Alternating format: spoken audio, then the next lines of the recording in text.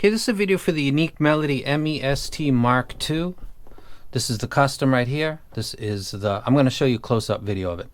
This is the universal one that many of you probably have in your possession. That is the there on top of the box, and that is the universal one right there. I'm going to talk about three things in this video. I'll try to be fairly quick. One is a close look, very brief video, about 2 minutes. Second is the procedure in general, and third is this actually for you? These are three important points. First thing we're going to do is go ahead and take a look at this video. I'm going to overlay this on my video. Hopefully that works, but we'll try it out. Go ahead and click play. This is looking at them from the caps. So if you were looking at somebody from the side, the cap is obviously larger. You can see the titanium, the breather holes for the dynamic driver. Looking at it, the pin, 2-pin, basically flush, basically the same.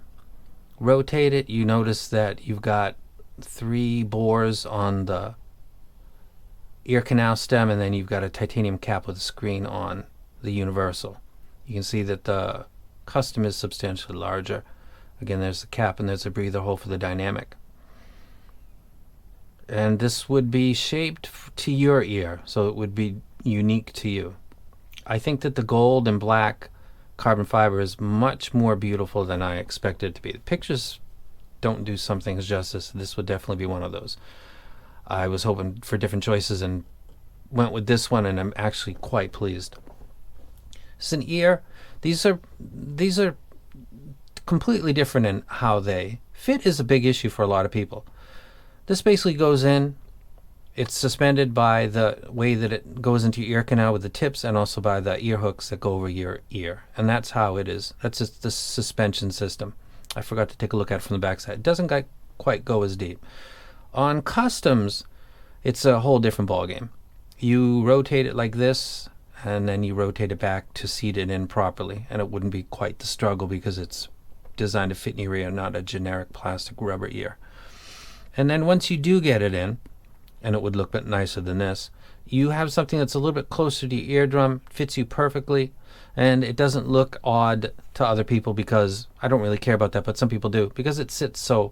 And here's, you've got to rotate it forward, or I do have anyway, and pull it out. There's simply no way to pull it straight out, which would make it excellent for sports and activities, except it's expensive and you wouldn't do that because you really can't hear anything. So that is a close-up look because we had to, and this is pictures right here. So that's the close-up look, step 1. Step 2 is the procedure. You would go to an audiologist and you would talk to them on the phone and tell them very specifically that you're getting in-ear high-fidelity monitors for listening to music, playing musical instruments. Most of them should be familiar with that. Some of them have different protocol and steps if it's a hearing aid or if it's a in-ear monitor for earphones. It's slightly different. And then there's others that do it basically the same.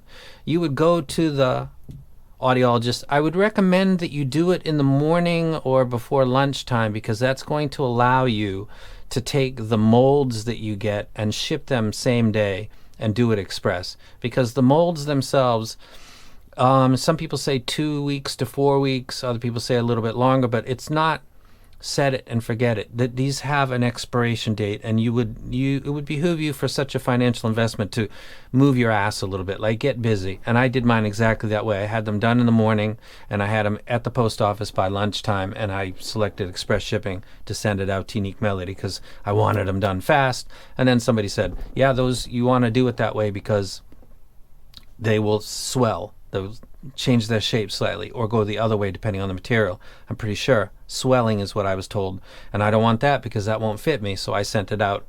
They can also, Unique Melody and other companies probably, take a 3D scan of your molds and then send you a STL file, which is like a text file, an MP3 file. It's like any other file. It's very small. You can put it on your computer or whatever. You can put it up in cloud storage, and in the future, instead of going to the audiologist again, you can send it to most companies, and they will take that file and develop your customs doing that. I did that with the Shores, I believe, and it fits great. So that worked out well. So the trip would be one time. When you go there, one of the questions that people talk about is, should your mouth be open or should your mouth be closed?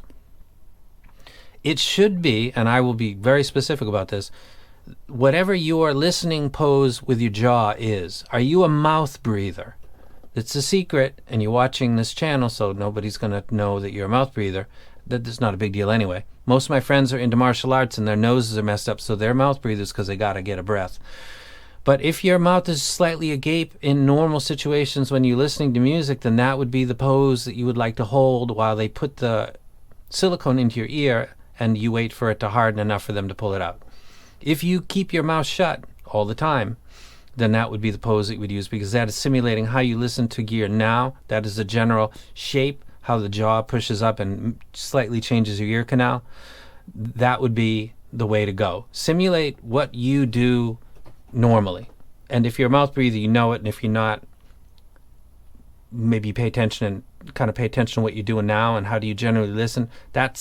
Don't listen to people that say you got to shut your mouth, you got to open your mouth. No. It's specific to you and your listening pose of your jaw. How is your jaw? Is it closed? Is it slightly open? When you go to the audiologist, they're going to inspect your ear, make sure it's clean with a flashlight, maybe stick some stuff in there, some solution, and get it nice and clean. And then they're going to take like a little piece of foam with a string on it. And then they're going to take a flashlight and they're going to have that little scope with the eye, and they're going to look deep into your ear, and then they're going to slowly push this little piece of foam into your ear canal until they get it right to the spot where they want. And then there's a string running out so that they can pull this whole mold out after and get that little thing away from your eardrum. And then you're going to be told to sit still, and that's when you keep your jaw in the way that you normally do. And then they're going to, after they've mixed it's kind of like a, what am I thinking? Sorry to interrupt this video. Epoxy, it's a hardener. It's like a resin, and they mix it together, and then they've got time that they've got to do it. And then they inject it, sometimes till the ear canal is filled, and then they will fill this part of your ear, and then they will actually top it off with much extra to spare, because this whole area for the manufacturer is critical, because they need more space is better, and also sometimes they need to shave and trim, so more material is better. So hopefully your audiologist does that. So you want a kind of a fat, wants to look like a cake up at the top right here. And then after it hardens, after about, 5 to 10 minutes, then they will pull on it slightly, and then like the video will rotate it and then pull it out. And that's how that will be done. And then they will usually do 2 pairs, 2 lefts and 2 rights, for, in Japan, 5,000 yen, which is about $50, which is not a bad price at all. I was expecting more, and I would have paid a lot more because I'm getting into the custom world. This is a big moment for me. I was excited. I enjoyed the process. It was one of the fun things about it. That was not menuksai or troublesome at all. I actually enjoyed it. And the guy was nice, and talking to my chick, because he was on the side where he's putting the silicone in, I can't hear anything. The world is dead on that side, left side or right side. Wherever he was, I could hear nothing. And she was on my other side, kind of interpreting. And then I took my molds that he put in a nice package, and I went right to the post office in Hiroshima and sent them out within an hour from when they got done. I would recommend you schedule yourself to do it in a way that is paying attention to time. Do not be casual about it. Move quickly. That is the general description of the procedure. Number 3, is it for you? This is the most important part, and I'll timestamp this so that you can maybe fast forward right to this. Here's my belief. If you buy a universal set of any earphone, again, Unique Melody, Empire Ears, 64 Audio, CIEM, anybody that you are buying from and doing business with, I would suggest that it would probably be the common sense would dictate that you be as educated as you can about an investment before you make the actual investment. So if you buy the universal version of something and then you hear it, and it basically contains the same configuration and is tuned basically in the same way as the CIEM, the customs, there's some variations sometimes very subtly. It's usually to the benefit of the end user because of the isolation, the fit, and the overall sounds quite appealing. if you buy this first and you decide this is actually something you'd like to keep for the rest of your life because you're not going to really be able to probably sell that, then I think you proceed. I think you get understanding of what it is, confirm that you like it, you actually should love it, and then you go through the procedure of getting the custom version. An informed purchase. Instead of just asking somebody, you know, I want to go right to customs. Does it play this good? Does it play? You're playing with fire when you do that, because people are wrong. I can tell you the second, the song, the thing, you can agree and think that that's what you like, but your listening level and your brain and everything is, those variables are huge, and it can make a different experience. So if you get this and you like it, go right to it. If you bought the Unique Melody MEST MKII Universal and you love it, I'd recommend you put it for sale right now, as soon as you can, to get back the most you can. See how I'm switching gears here? So I'm telling you, be very cautious. Don't jump right into the customs. But if you got this and you love it, why not go all the way? Because it's an awesome experience, and I think it's the better audio experience. I love customs. It took a long time for me to feel comfortable to get to a set that I thought was worth not being able to let go of, because it's a custom set to me, and the MEST became that almost immediately in my mind. So when you invest in a custom IEM, it's yours. You're not going to be able to move off it, pretty much. So you got to be sure that you like it. That's why I say, if you buy a universal version of any given set and you find it to be excellent, matching, and you'd like to continue in the hobby and to try other stuff, but in the meantime, I'm keeping this forever, well, boom, then proceed. It's your money, and also you know all you need to know because you've listened to the set. If you don't have this in your possession, or any other universal set of a set that is offered by any company that offers custom universal, and you don't have experience with custom, I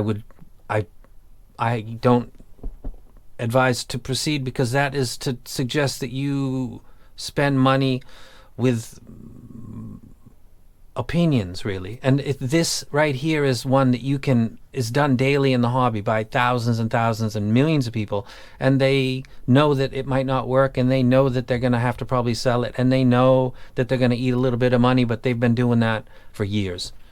And that's fine. This is a permanent decision. You got to know. So that's why I'm telling the people that got the one on the right, I love it. And if you love it in that way, get the custom immediately. Get it faster than other people, because you'll get it before other people, and the line gets bigger. And also the value of this set will be higher than it will if it starts to flood the market. And if you don't have this set yet, I don't give the same enthusiastic rec, because it doesn't make any sense. You don't even know what you're buying, really, except based on other people's opinion. So if you've got it, put it on the market now and get the customs. If you're rich, you can have both of them. And then maybe you get rid of this one later, or you keep both of them because you want to have both versions, or I don't know. But I would recommend the informed version path instead of just jumping right into customs. And let me close my video by saying that I saw somebody on a Discord today, and they were telling somebody else, it wasn't my Discord, but I've seen it before, and they were guaranteeing somebody something about audio performance. I've seen it for years. If somebody guarantees you something, you should automatically shut them off. Like, stop listening to them. Nobody can guarantee that you're going to like anything unless it's not possible. I've seen people do that before, where they don't even know the music that the person who's asking the question and they're recommending to, what they even listen to, and just looking in awestruck of the situation. This person is spending this person's money with not a lot of info. What kind of music do you like? What were the other IEMs that you were really a fan of? And even at that point, with all the info, you still can't say, I guarantee you anything. Don't listen to people that tell you guarantee. I can't guarantee you would love this set, even if you love the Universal, but I'm pretty sure you would. But watch out for people that guarantee and trust me stuff. This is the internet, and you don't know most of the people on it. Remember that, okay? That's why I'm saying, go with the experience, enjoy it, confirm, and then move along, and enjoy the whole process. And watch out for people that say you should go direct, because it just doesn't seem like the way. Buying something sight unseen, with having no experience, like buying a car without test driving it. I could have explained the whole thing very quickly. Test drive, buy. Buy without test driving. Makes no sense. I guess that could have saved you and me 10 minutes. Can't get that back. Oh well. Unique Melody MEST MKII. Love it. Got the custom myself. Totally enthused. Would recommend you do the same if you've test driven it already. And I'm out. Coming from Queens. Coming.